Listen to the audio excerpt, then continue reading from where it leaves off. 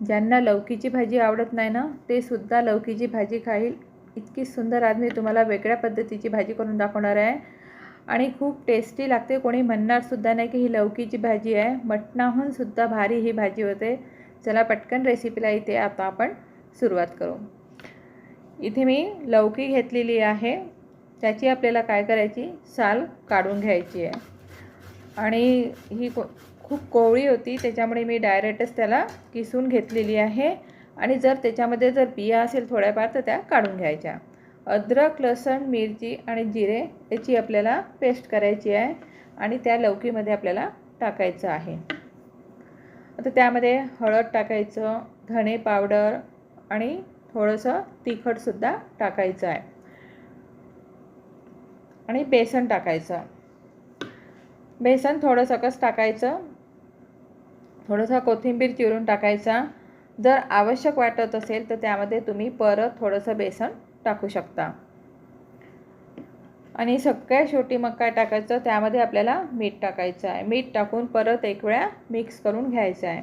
भांड्याला तेल लावून घ्यायचं आहे आणि त्यामध्ये आपल्याला हे ठेवायचं आहे. कुकरमध्ये पाणी ठेवायचं. पाणी गरम झालं की त्यामध्ये आपल्याला भांडं ठेवून द्यायचं आहे आणि याला मस्त अशी वाफ आणायची आहे. कांदा मी इथे भाजलेला आहे. कांद्यामध्ये खोबऱ्याचा किस आणि धणे हे आपल्याला मिक्सरच्या पॉटमध्ये टाकून बारीक वाटण करून घ्यायचं आहे, पाणी न टाकता. मस्त छान अशी वाफ आलेली आहे. आता कढईमध्ये थोडंसं तेल टाकायचं आहे. तेल टाकल्यानंतर त्यामध्ये मोहरी, जिरं चांगलं तडतड होऊ द्यायचं आणि नंतर आपला वाटलेला त्यामध्ये मसाला टाकायचा आहे. एक टमाटरची पेस्टसुद्धा मी केली आहे, ते सुद्धा मी तुम्हाला दाखवली आता. त्यामध्ये धने पावडर, एक चमचाभर तिखट, हळद.